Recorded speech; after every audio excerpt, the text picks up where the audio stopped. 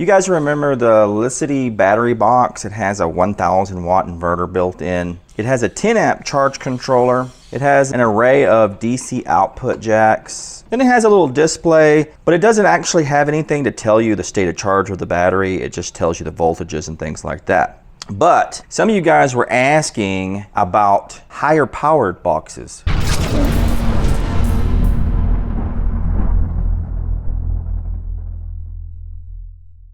Here we are. They sent us one. This is their new generation battery box. It has a 2000 watt inverter. It has a 20 amp charge controller. So it's doubled the solar input and it's doubled the inverter. In addition, they moved away from the plastic box to an aluminum enclosure. So this has an aluminum extrusion on the corners and these aluminum panels, and then it has these composite kind of plastic front and back pieces, which there's a handle here, and there's also the ventilation for the inverter. The other nice part about this is all this is recessed in there, so you can load this into your vehicle without fear of breaking knobs off. This one does feature a few less DC jack options. There's only one 50 amp Anderson connector and then one connector for the solar. We got one DC cigarette lighter 10 amp, and then we've got one USB-C power delivery port and one quick charge 3.0 USB port. We still have one AC receptacle jack. We have a button that allows you to turn on the inverter, and then this is the switch, the main switch to turn on everything.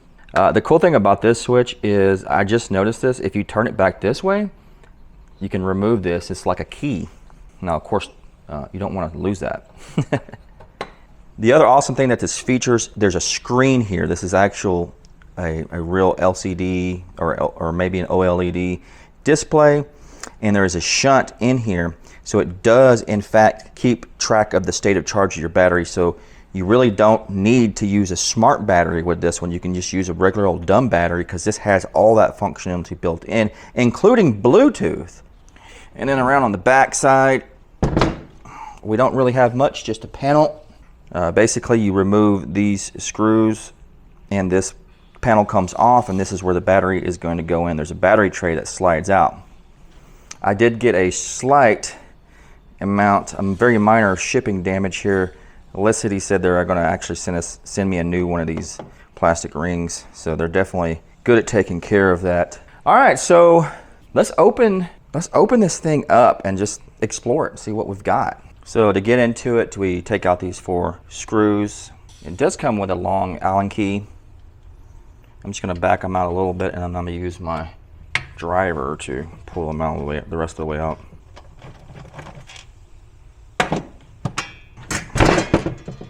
There we go. Pretty heavy duty plastic piece. This thing has got some weight to it. It's got a lot of structural rigidness. It did take a pretty good banging on this one corner. But the nice thing is, it really did protect the rest of the housing. There's nothing bent whatsoever. So if you were getting really rough with this unit, you might only end up damaging this thing, which you could I'm sure you could call them up or send them an email and ask them to send you some new end pieces. If they shipped it to you and it was shipping damage, I'm sure they'll send it to you for free. If it's your damage, you might end up having to pay for it. There's aluminum back plate. This is the vent holes for the inverter. And then inside there, we have the battery tray, which has 2 screws right here that hold it in. We've got the 20 amp MPPT charge controller. It is bolted to some studs that are mounted in the sidewall here. The cool thing about this, you could actually, this platform, you could, you know, we're DIYers, right? I mean, so this platform, we could conceivably do more mods. You know, we could upgrade the charge controller, maybe add a second charge controller, maybe add some ports that we would like on the front. Even though a lot of the work's done for you already, this is still in that whole do-it-yourself realm. But yeah, down in there we see the back side of the display. I see a it looks like an antenna for Bluetooth, and then the inverter electronics up here. We can see there's just a standard old shunt. I think this is a shunt that they sell along with their little display that they've put in here. Let's see if we can take this top piece off. Okay, it looks like that slides. Oh yeah, awesome. Oh, look at that. Easy access. And so there's the inverter. Oh, this looks mega clean, guys. I like how they've got everything wrapped with this high temp abrasion resistant wrap here. This inverter board looks incredibly clean. We got the two fans up here in the front to cool the inverter, and then here is their shunt. Looks like just their little standard shunt that they actually sell on their website that goes along with that screen, which that thing by itself is not cheap. So it's really neat that they've put it in here. There's a positive bus bar. Really awesome. Very clean box. I love the aluminum upgrade. It's definitely a stronger unit. It's going to take a lot more abuse, obviously. Let's look at battery options. All right, guys, so my absolute favorite pick for a battery in the initial 1000 watt box that Licitti released is this Talent Cell 170 amp hour battery. This is in the same form factor as your normal 100 amp hour batteries, but it's 170 amp hour batteries, which gives you 2,176 watt hours. You know, pushing almost double the capacity in the same size. The other thing that I liked about this battery is the Bluetooth battery. Like I said, you don't need the Bluetooth with the new 2000 watt Licitti box because it has that functionality built in. So you can't actually get this same battery without the Bluetooth functionality, and I think it's like maybe $50 cheaper. And moving on, if you just want to get mega cheap but still have a great battery, my second pick is the Time USB Pro 100 amp hour. This thing usually comes in under $300, so it's going to be 1,280 watt hours. It does not feature any kind of Bluetooth, but it's just a really good battery. The price it's hard to beat.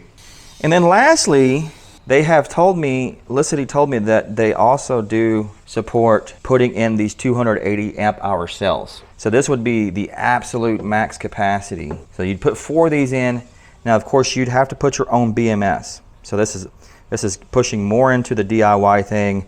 So you need to know if you're comfortable with building this pack up, putting a BMS, and installing it in this battery box.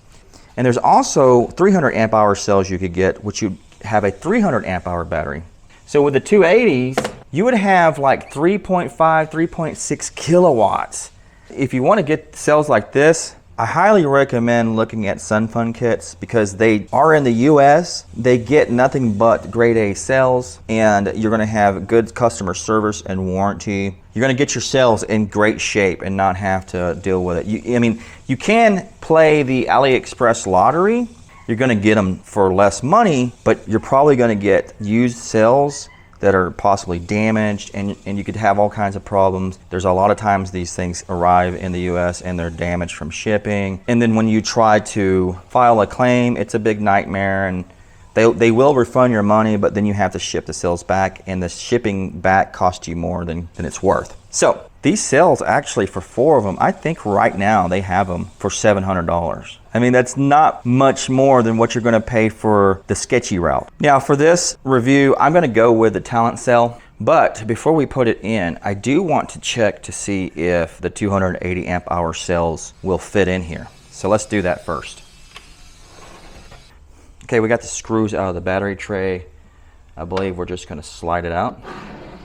Indeed, that is how it works. Also looks like the negative cable is longer than the positive, so you're going to need your negative side of your battery to go in first. Velcro straps, that goes across both ways. So let's load it up with those 280 cells. Okay, yeah, so far so good. Yeah, and it fits between these little lips right here, almost as if it was made for it. And when you're handling these kinds of cells, if you do this, be very cautious. You don't want to drop these. They'll be permanently damaged if you drop these. These cases are aluminum. Okay, so that Velcro strap kind of leaves a little bit of a raised portion here. Might be something that you need to place something underneath these portions to lift that up, to leave kind of a valley for this to go through. If you're a DIYer, you guys can figure out how to do this. Yeah, the battery tray will absolutely accommodate these cells like a glove. That's awesome. Look at that. Get out of here. That's gorgeous. Now let's check. I don't want to lift those up because those are going to be super heavy right now. But let's see what kind of height we're looking at. About 8 3/4 inches from the bottom to the top of these terminals. Oh yeah, that leaves us a good inch. So we've got a good inch of clearance at the top. Now, some things to consider if you're going with these kinds of cells. I'd definitely put some spacers in between for added insulation between the cells. Some people make those out of like the cheap old cutting boards. They're not even cutting boards. They're like a thin piece of plastic that you buy at the dollar store that you put over your counter to protect it from the knife. But it's super thin. A lot of people buy those and they cut those up to put in between here. That's a fantastic solution. Sunfun Kits actually sells them as well. You could buy them pre-made that goes in between each one. The other thing that I would definitely do is those cut mats, those chopping mats, I would definitely put some in between this lip and the cells just to prevent this lip from digging in to the cells. I would wrap these cells with fiber reinforced tape. You can get this at Home Depot. You can obviously find it on Amazon too. But this is a great material to use to strap these cells together. I'd do the bottom, I'd do the top. It wouldn't even hurt if you just wrap the whole thing up like a mummy. But yeah, you know, even though this Velcro holds very well, these are still going to kind of flop around. You need these cells to be fixed together. And again, if you do use these kinds of cells, you absolutely have to include a BMS. Otherwise, you're going to destroy these cells and probably make a big mess or potentially catch something on fire. So don't do that. All right, so here's the battery that we're going to use. Let's put it in the tray.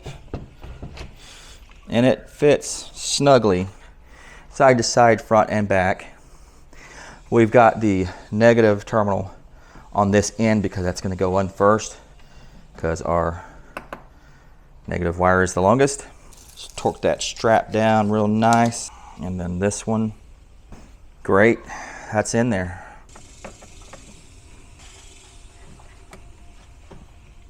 I notice these will touch this upper plate here. Maybe make sure that that doesn't pull that off when you slide it in. It did kind of slide off as I slid it in, but I reached my hand in there and pushed it back on.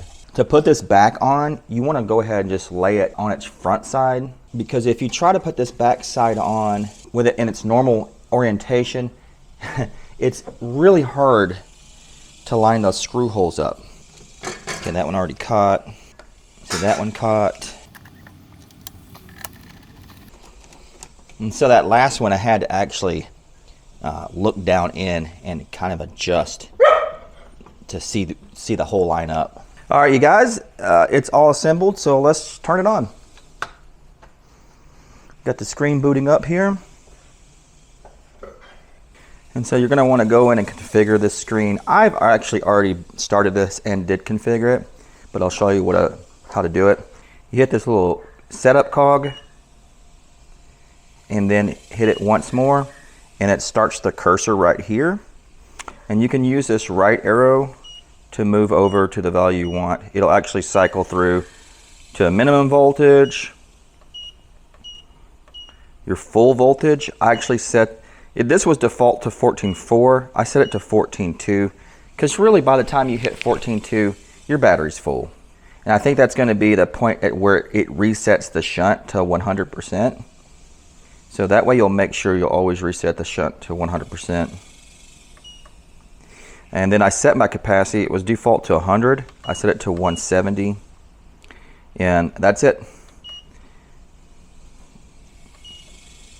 So we can go ahead and charge this thing up.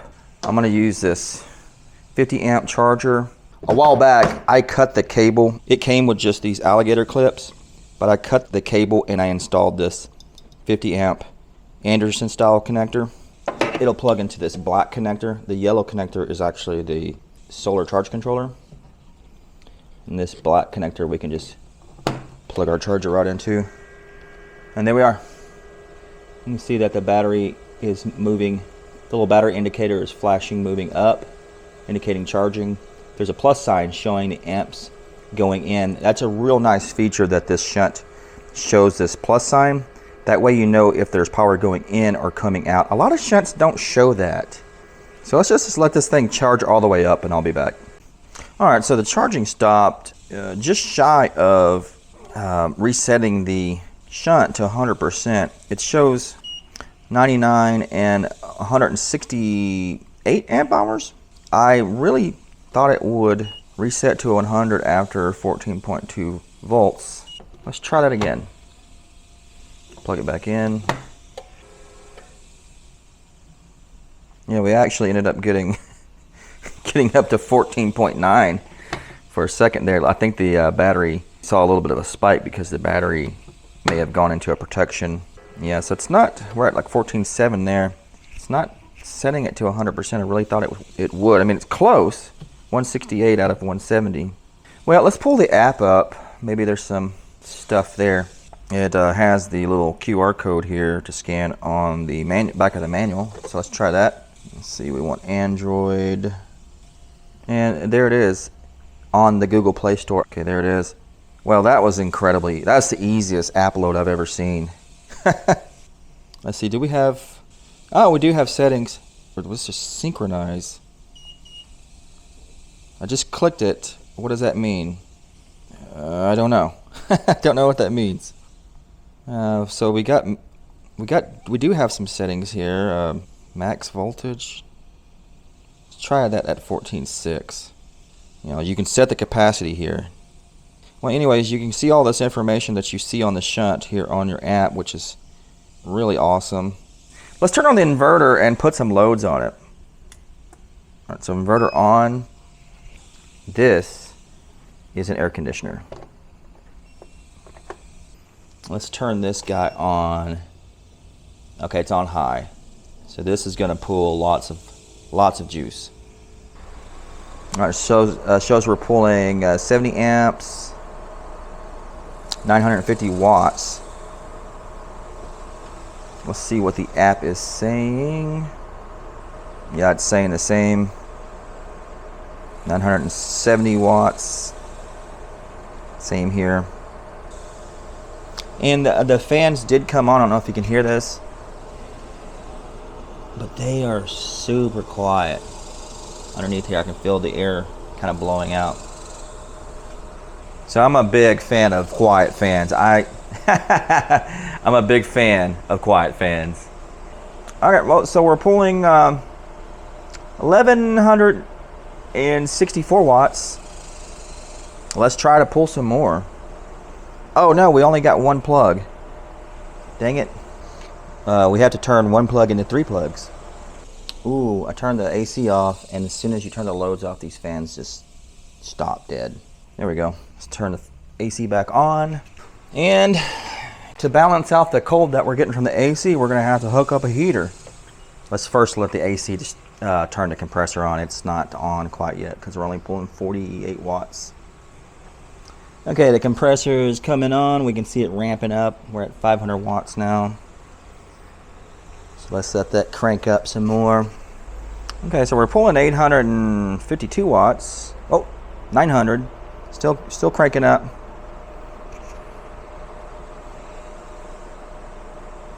All right, over 1,000 watts. So I'm gonna plug the heater in. I've got the heater set to low. There we go. We got 1600. Oh, 1830. We're pulling over 150 amps, which is the limit of the BMS in that battery. So that battery may shut off. Let's turn the heater down for a second so we don't overload that BMS, because I want to overshoot that 2,000 watts to see if the inverter will handle it. All right, so let's go. There we go. We're beyond 2,000 watts, 2,182 watts. We're pulling 187. Oh, we shut off. So I think the battery probably shut off. Oh, we're already back on. Dang it. I was trying to get into the app for the BMS to see if it had a protection. Yeah, there's the BMS. Let's try this again. Let's try to push this again and see who gives us a protection here. Does it the BMS or is it actually this? Either way, I mean, we're going over the limit. Oh, we gotta wait for the AC to turn the compressor back on. Alright, so it's back running. I got the AC on medium, which it's keeping it out about... Do I have it at medium? Yeah, so we're doing a little over 1,000 watts at medium. So let's turn the heater on at low. Okay, we're exceeding the BMS by a little bit. This is, like I said, a 150 and we're doing 160. We're doing 1,866 watts from the inverter. We're still going. Yeah, it seems to be fine. Of course, earlier we went way over. We went, 2,200 some odd watts. Uh-oh. Okay, look, the BMS shut down. The inverter's fine. So it's this, like I said, the BMS in this battery only does 150 amps. So we're overdoing it. So really, to get the most out of this box, you need a battery that has pretty much a 200 amp BMS, which is not going to be these guys. These have 100 amp. Now you could peak, they'll peak up a little bit, but they're not going to sustain 200 amps. Okay, the battery came back on. I really think for you to take the most advantage of this box, you're going to need to use those 280 amp hour cells that I showed you and a 200 amp BMS. I would probably at that point recommend that you upgrade the battery cables in here.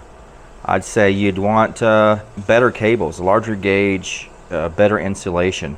This will still work fine, but you're not going to be able to peak it out. I think with this Talent Cell battery with 150 amp BMS, you're going to be able to get probably 1,500 watts pretty good. Much over that, it's going to shut down. All right, guys, so let's move on to solar charging. And we're going to use the included solar cable. It's got the MC4 connectors, and it has the yellow Anderson connector that goes in there. And one thing I think I noticed about this cable, I doubt, I could be wrong, but I don't think this jacket on this cable is going to be good for UV. This feels just like kind of basic PVC insulation. So you'll want to use some real PV cable to extend off this. That's going to be exposed in the sun, and this, I would keep it out of the sun. Okay, so I got a 365 watt solar panel. The max input on this thing for solar is 50 volts. So make sure your volt open circuit VOC does not exceed 50 volts. Plug this guy in. Let's see what we got. Well, we can't see this screen because we got so much sunlight. But let's go ahead and plug it in. And what we'll do is we'll look at the app. Okay, it took it a minute, but finally we got 212 watts going in. We only got 15.83 amps. So we should be able to hit that 20 amp mark. We're a little shy. Tell you what we'll do, we'll spray some water on that panel and cool it off and see if we can get some more power out of it. We should be getting a lot more than that. But let's try some water on it.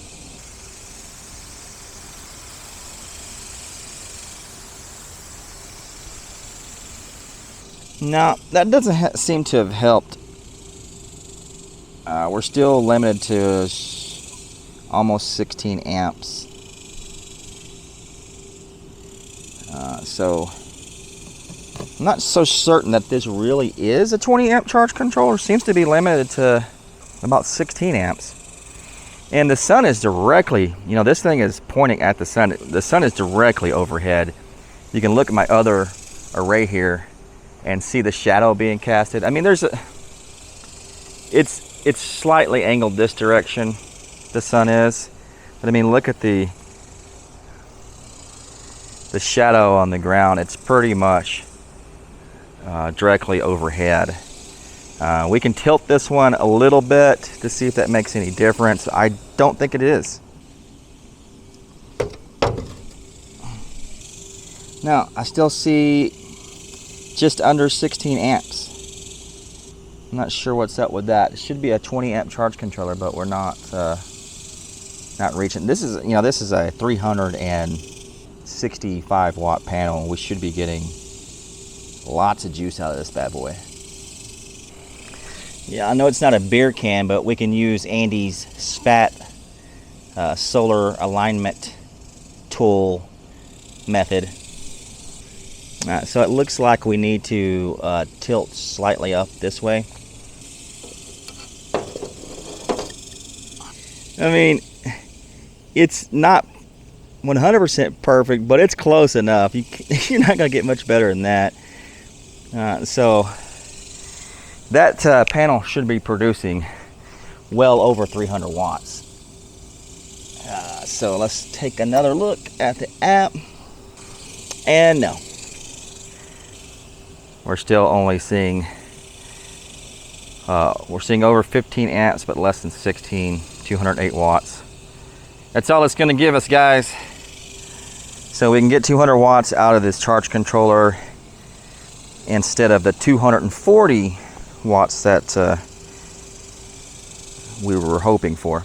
All right, guys, I think that's going to be the end of the video. This is a really neat solar generator battery box. Definitely is an upgrade from the previous unit. The only thing that was a little disappointing to me is the solar charge controller. We weren't actually able to hit that 20 amps that it's supposed to hit. Other than that, let me know what your opinions are, any thoughts you have about this guy, and I'll catch you on the next one.